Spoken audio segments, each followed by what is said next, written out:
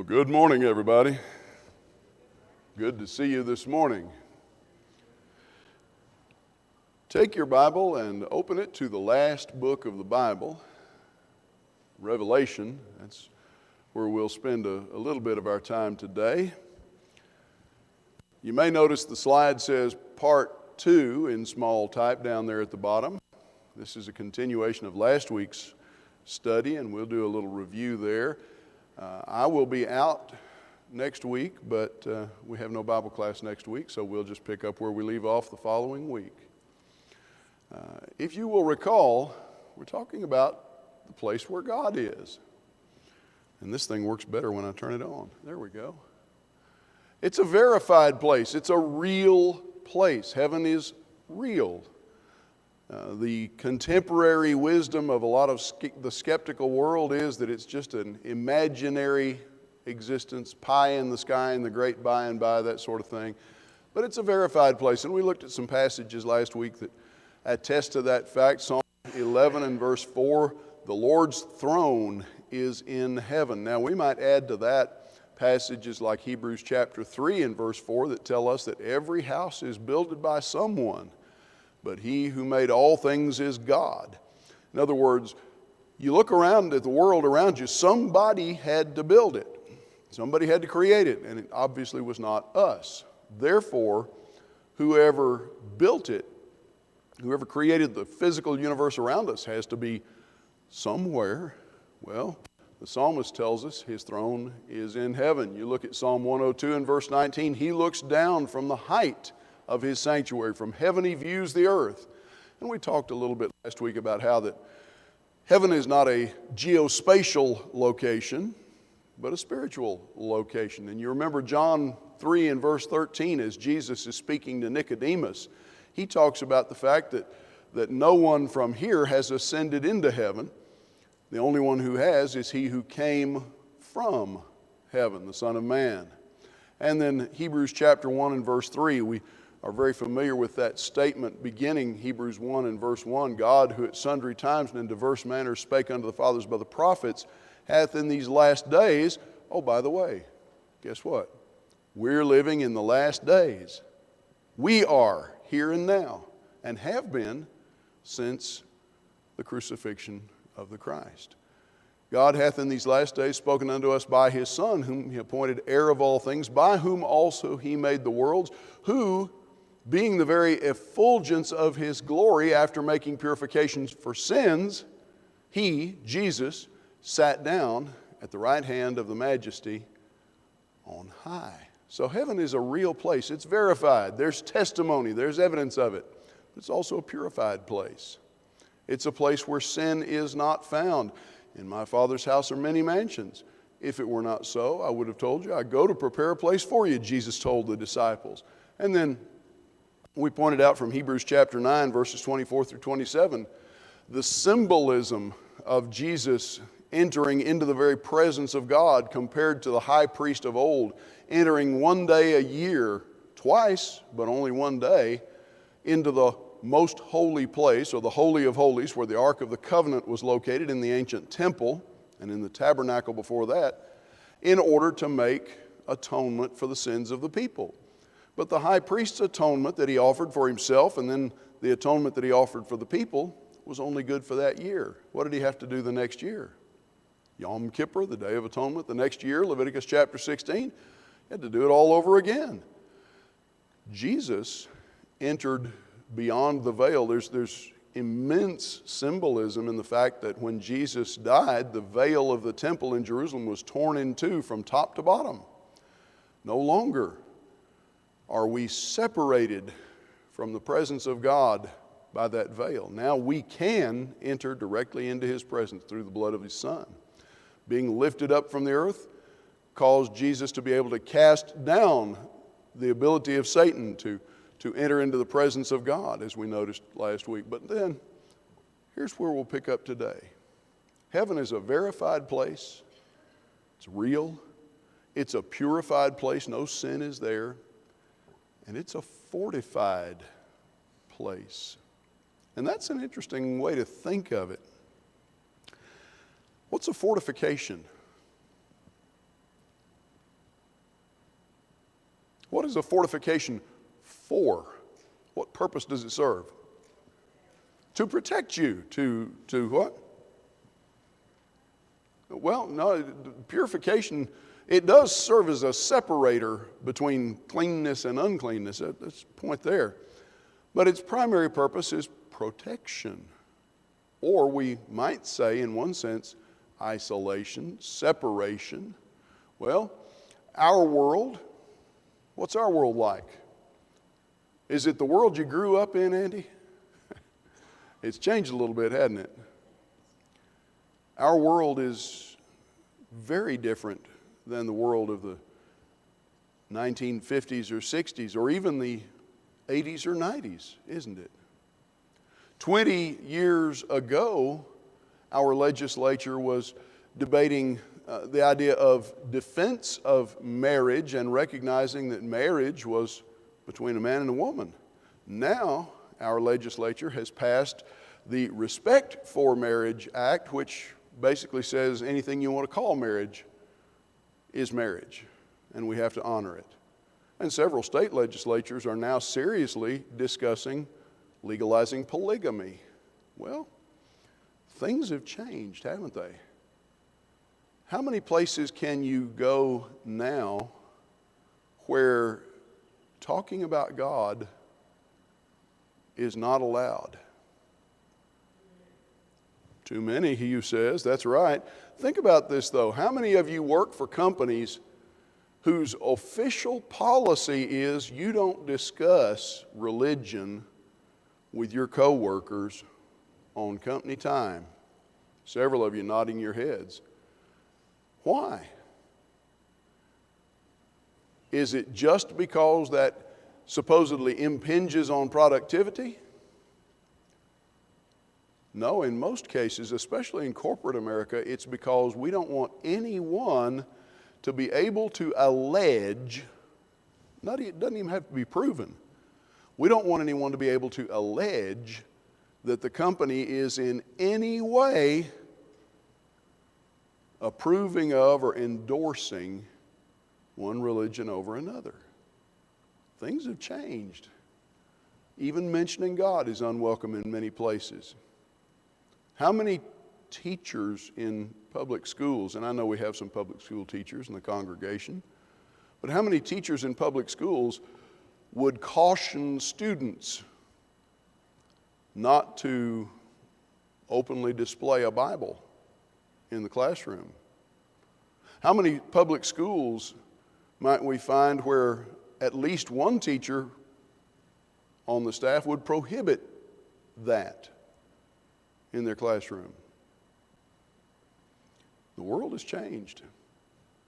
Now, Peter tells us in 1 Peter chapter 1, in verses 3 and 4, that God has provided everything we need in this world to live and to be godly in this world. According to his abundant mercy, he has begotten us again unto a living hope through the resurrection of Jesus Christ from the dead. Now, I referenced 2 Peter chapter 1 and verse 3 a moment ago. This is 1 Peter chapter 1, verses 3 and 4. God has begotten us again, made us alive once more through the power of a living hope. And what's prepared for us? An inheritance. Many of you have received at some point in your life an inheritance, a blessing from the estate of someone else. You were an heir of that individual's will. Aren't you glad you don't inherit the bills instead of the blessings? God has an inheritance prepared for each of us. But notice verse 4, how it's described. Incorruptible, undefiled, unfading. It cannot be tarnished. It cannot be soiled. It does not diminish like our 401ks and our stock portfolios this year. But best of all, where is it? Reserved in heaven for you. That word reserved tells us more than one thing. There's a fairly famous episode of Seinfeld. I was never a fan of Jerry Seinfeld's television program, but I have seen a few episodes of it. And there's a fairly well-known one in which he walks up to an airline car rental counter and presents his reservation for the car, and the guy behind the counter says, "We don't have your car." And Jerry says, "Well, but I have a reservation, but I don't have the car. But I have a reservation, but I don't have the car. I don't think you understand what a reservation means, but I don't have the car." And they go back and forth like this ad nauseum. A reservation is not merely a statement that something is preserved or set aside in your name. What else is a reservation, at least in theory? It has your name on it. It identifies this as belonging to you, but it also specifies that it's not for anyone else. It protects it. Now remember what we were just talking about. Heaven is a verified place. It's a purified place, and it's a fortified, a protected place. Your inheritance in heaven is reserved for you. It's got your name on it. But more than that, it's protected there for you, unlike Jerry Seinfeld's rental car. Hugh?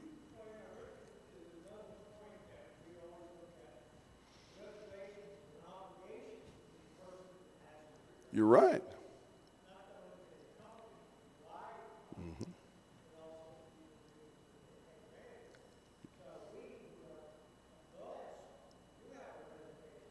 Mm-hmm.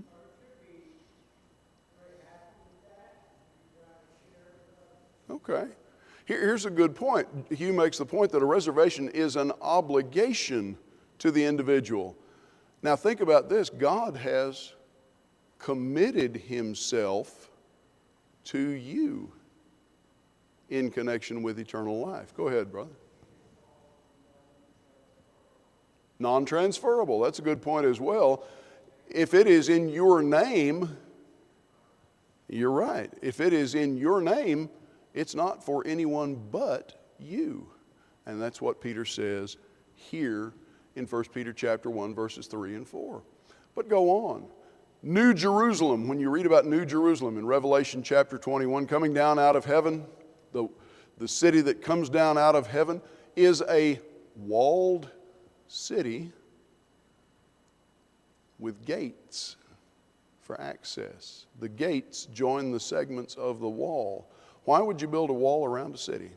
I've been teaching in the School of Preaching this semester Jeremiah and Lamentations. We have one more class tomorrow night, and then we're done for the semester. Jeremiah is, among other things, the chronicle of the dying years of Judah leading up to Babylonian exile and captivity. And the city of Jerusalem, like several other cities in the territory of Judah, was a walled city. Well, it's interesting when you read Jeremiah chapter 52, and then you back up and read Jeremiah, I believe it's chapter 38, which parallels that, and the accounts in 2 Kings and 2 Chronicles, the accounts of the conquest of the city of Jerusalem after an 18-month siege. The forces of Nebuchadnezzar, the Babylonian king, make a breach. They break through the wall surrounding Jerusalem, and the soldiers pour in and they slaughter people, and they burn the temple, and they burn the palace, and they burn all the houses of the nobles and so forth, and just lay waste to the city. But then, after the conquest has taken place, for weeks and probably months afterwards, Nebuchadnezzar's soldiers were employed on the site of the city of Jerusalem, tearing down stone by stone the wall around the city so that there were no stones left on top of another, so that there was no wall left at all. And it would be well over 100 years before the Jews were able to rebuild that wall. In fact, it would be in the days of Nehemiah that they finally would manage to get the wall built to half the height that it previously was, all the way around the city. Why did they go to the trouble of tearing down the wall?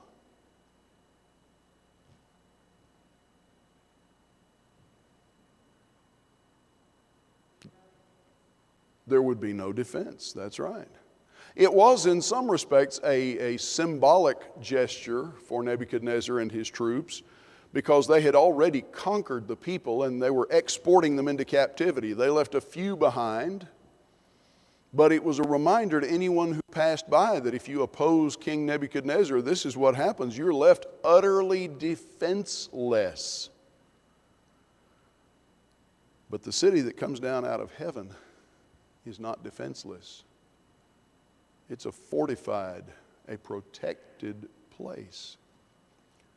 Look at Revelation 22 and verse 14. Blessed are those who do his commandments, that they may have the right to the tree of life. Where's the tree of life? There you go. It's in the midst of the paradise of God. It's in the presence of God now. How do you get to the tree of life? You have to enter through the gates into that city. The gates and the walls of the city protect it from anything that would defile it, anything that would soil it, anything that would corrupt it. Nothing of that character is allowed to enter it. You look at Revelation 21 and verse 27 rather, and there John writes, there shall by no means enter that city anything that defiles or causes an abomination or a lie, but only those who are written in the Lamb's book of life. Isn't it interesting to think that in Revelation chapter 21 and verse 8, you have this list of all of those who are disqualified from being in the presence of God and who are cast into the lake of fire. And who's there with them? Those who lie. And then you come down here to verse 27. The city is protected from anyone who lies. And our world and our culture and our society thinks nothing of shading the truth if it's to our advantage. But those passages tell us that God takes rather a different view of the subject, don't they? The place where God is a place where truth prevails. It's verified, it's purified, it's fortified, but it's not vacant. It's an occupied place. An occupied place. Who's going to be there? Who will be in heaven?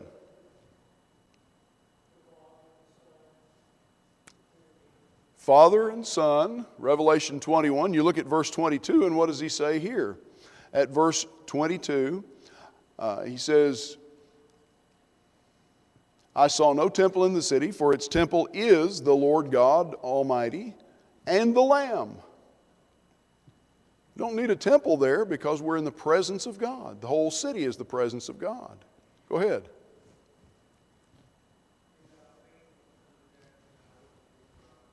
Go back to Revelation 2, to the letter to the Ephesian church. Be faithful until death, and I will give you the crown of righteousness. And that expression, unto or until, means up to and including, not just up to the point of. And I will give you a crown of righteousness. Father and Son will be there.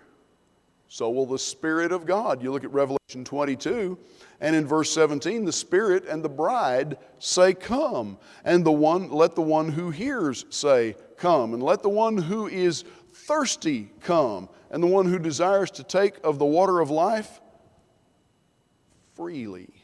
That is, without price. The Spirit and the bride. It's interesting to note that it's the Spirit who's seen here as the primary encourager of others to join him in the presence, in heaven, in the presence of the Father. But through all of this is the only passage in Revelation 21:22 where the Spirit is mentioned. And yet he's the one who's portrayed as primarily encouraging. Who else is there? Those who are written in the Lamb's book of life. Revelation 21 and verse 27. Those who are recorded there. Now, think about this. We reason sometimes without connecting all of the dots. We see the overall picture without paying attention sometimes to the details.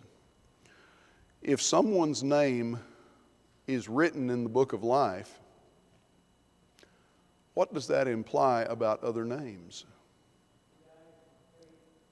Those written there died in faith. But the fact that some are written there implies what? Say again, Jim? Some are not. So, those who are in the book of life will be there. What about those who are not in the book of life? They're going to be somewhere else. That's right, Hugh. You know, where do you want your reservation, smoking or non-smoking, as the old joke goes? Well, who else will be there? Those who do the commandments of the Father. Look at Revelation 22 and in verse 14. Blessed are those who wash their robes that they may have the right to the tree of life and that they may enter the city by the gates. There's a couple of contrasts here. That they may have the right to the tree of life. That is, there is an entitlement or an inheritance there.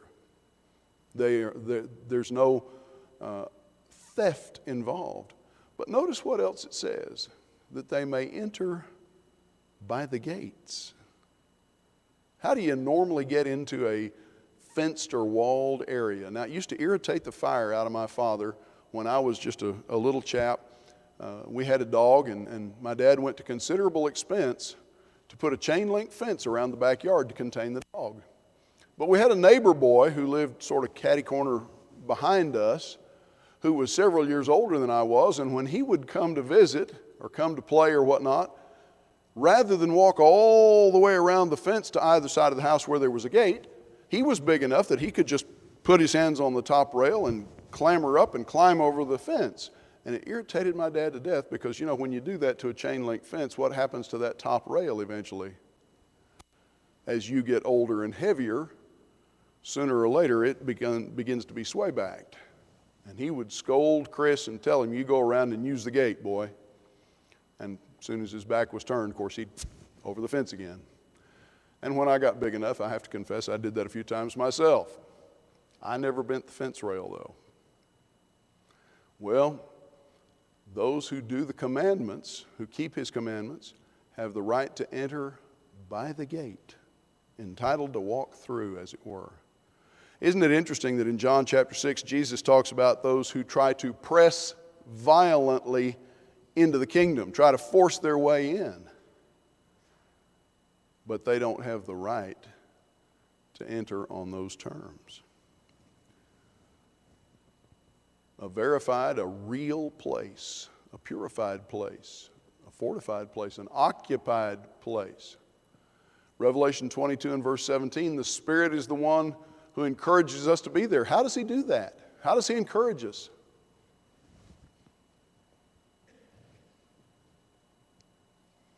Well, we've got the Word. We know we have the product of the Spirit's work.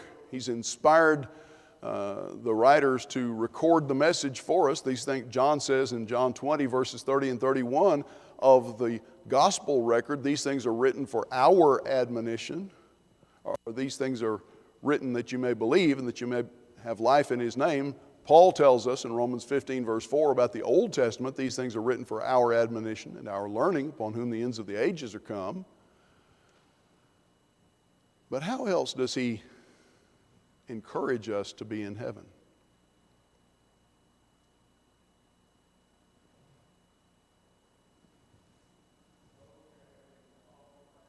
Okay, He calls. He calls us. Those who are called and chosen and faithful. What else does He do?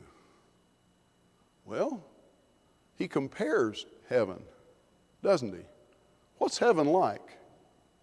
You read about it in the book of Revelation. How does John describe the heavenly city?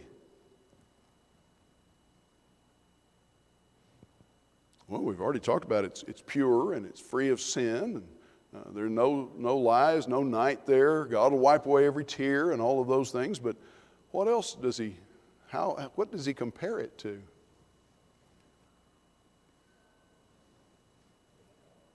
Okay, well, there's the contrast with hell. It's not like hell. Golden streets. You think about a world of the first century, what was gold? Gold was the most precious form of money available, most valuable. A talent of gold was worth many talents of silver and even more of bronze. He compares it to things we can relate to.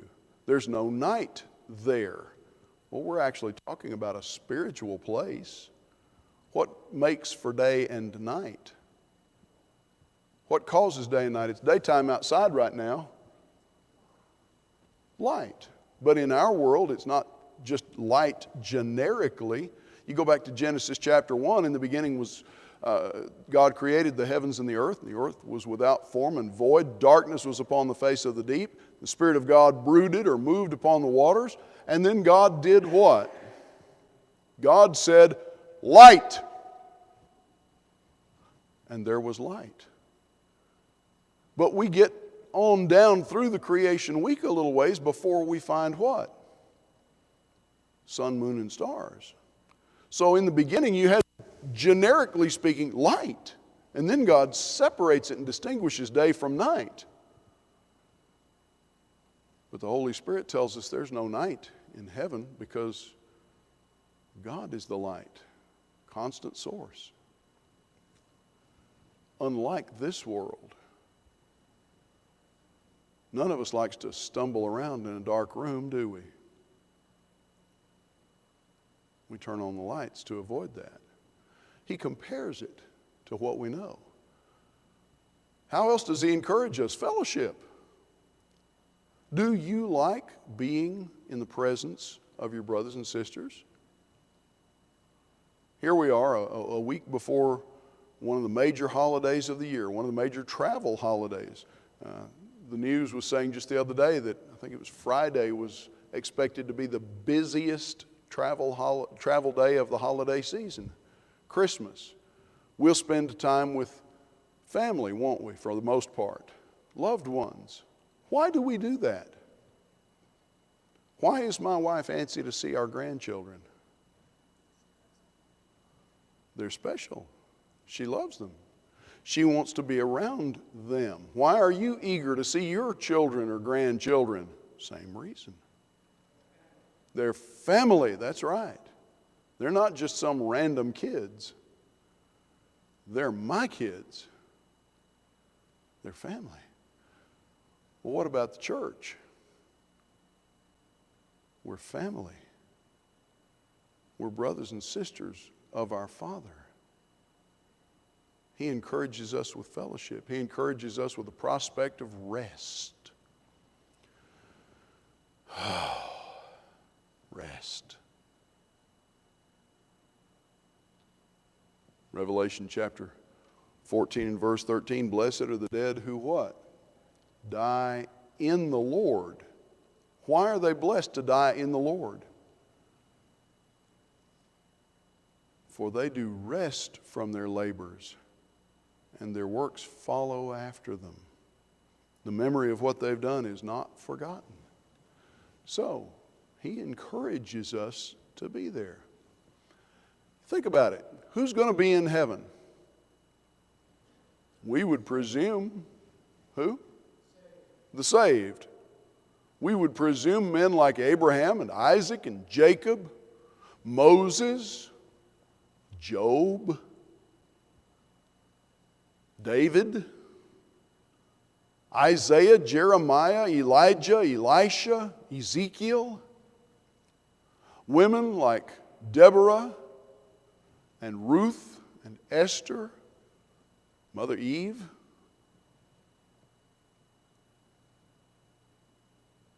People we'd like to see. People we'd be curious to talk to. If you could have a conversation with Peter, what would you ask him?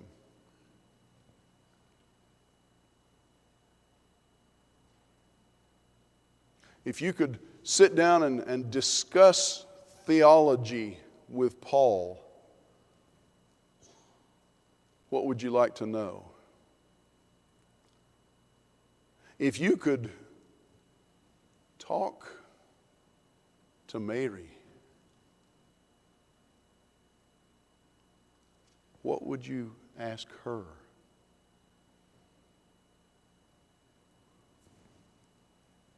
Live to be there, and you can. Heaven's population will be a veritable who's who of the faithful. And one of the interesting things about this is that those who are greatest in the kingdom are apt to be those we've never heard of. What did Jesus say? He who is least in the kingdom of heaven be greater than those that we acknowledge, those we know. Why should I want to go there? I want to be with my Lord. Obvious answer, isn't it, Hugh? Seems so straightforward. Why do we even need to say it? Well, it is obvious. Why should I want to be there? Well, who's going to be there? If you have a choice this week, Saturday is Christmas Eve. On Christmas Eve, normally, children and parents and grandparents and maybe great-grandparents will get together and enjoy the evening together. If you have the opportunity to do that, or not, what will you choose? Will you choose to be with family? Or, I can see them anytime. Now, realistically, in our world, with the conveniences that we have at our fingertips and the prosperity that we enjoy, can you see them anytime? Pretty much. I mean, Hugh, if you want to see Patrick and family, you can get on a plane and go to Virginia, can't you? It doesn't have to be for the holidays. But it's a traditional time to be together. We want to be with those whom we love. Why should I want to be there? I get to be with the Father, Son, Holy Spirit. I get to be with all those people that we talked about a minute ago, patriarchs and faithful women and sisters and so forth, family members who've gone on. I don't have to mourn those who are not there. Why should I want to be there? I want to be there because of who will not be there.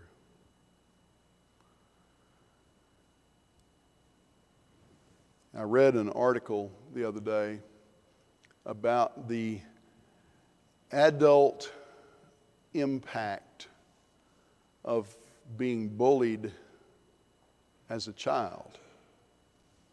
How that in this particular researcher's study, there are some pretty definable lasting impacts into adulthood of having been bullied as a child. And they're not all bad, actually, because sometimes the experience of being bullied as a child causes the child to grow up into an individual who's very empathetic and sympathetic to those who are being misused or mistreated. And that's not a bad thing, is it? There are some bad effects in some cases as well, but not all of them are. But if you were ever, just for illustration's sake, if you were ever bullied by somebody, a schoolmate, a family member,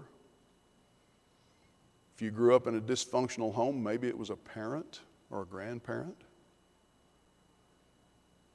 would you be eager to go back and spend time with that person if you could? Without your fists being balled up?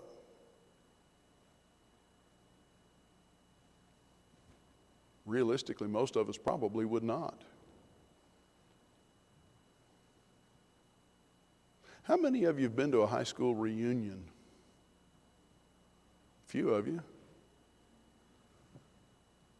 I was astonished about 30 some odd years ago when my parents announced that they were going to their high school reunion. Now, my folks were 2 of 8 graduating seniors in their class. So it's not like they had a huge group. They actually combined several years worth of graduates to have a reunion. And they went for several years, went to their 50th high school reunion. And I was astonished because they'd never done anything like that before. And as far as I could tell, my dad didn't care about ever going back there, but turns out he did. He wanted to see some of those folks. But there are people we don't want to see. Long before we enter that city, Satan will have been cast down. His power's already been broken. The disciples came back to Jesus after a successful preaching tour, and what did Jesus say when they told him about all that they had done and the evil spirits they'd cast out and so forth? I beheld Satan fallen like lightning from heaven. His power already impinged. In Hades, which is between us and eternity, what do we find? You've got paradise, or Abraham's bosom, on one half, and you've got torment, Tartarus, rich man and Lazarus, separated by what? A great gulf between them. They can't cross back and forth. Go ahead, brother.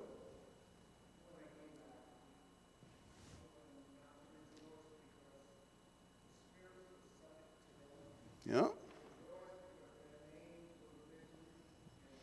That's right. Don't rejoice because the spirits are subject to you. Jesus told those disciples, rejoice because your names are written in heaven. Keep your focus on the thing that matters. Do you have insurance? If you own a house, you own an automobile, you own a business, you certainly have insurance, don't you?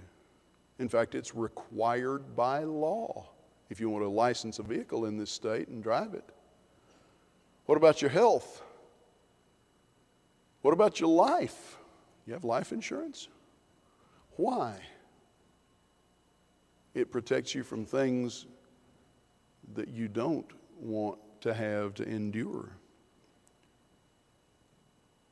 We pay a great price for security in this world. But in heaven, that's not necessary because there's no harm there. Nothing to hurt you. No one to hurt you. Why should I want to be there? Because of what's waiting for me there. What's waiting for you in heaven? Well, we can look at John 14 and Jesus says what? There's a mansion there. We sing songs about it. And some will say, well, that's not really what the text says. You know, the newer translations say, in my Father's house are many rooms. Hey, give me a room in the Father's house. I'm good with that.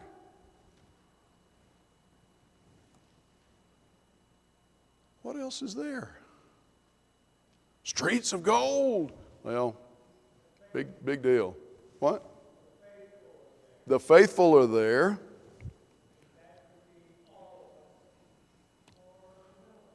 All of the faithful of the ages. But look at Revelation 22 and verse 14 again. What's right smack in the middle?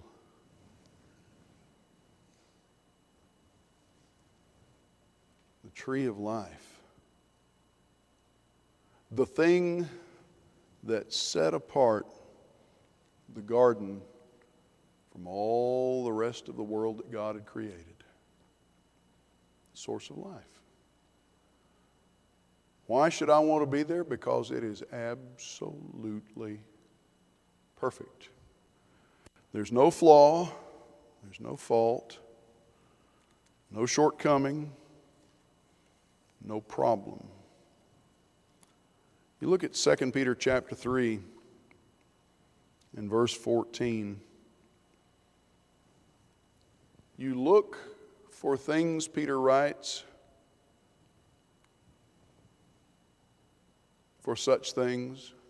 Therefore be diligent that you may be found by him in peace, without spot, blameless. Peter, by inspiration, took it for granted that those who love the Lord, those who love righteousness, would look for a place like heaven. It's interesting in Hebrews chapter 11 and verse 10, where we read about Abraham looking for a city with foundation whose builder and maker is God. The same Greek word is used there as in verse 16. That's Hebrews 11, verse 10, and then again in verse 16. To desire earnestly, to want more than anything else. Why should I want to go to heaven? Because it's perfect. There's nothing there that I would avoid. Thoughts, questions, comments?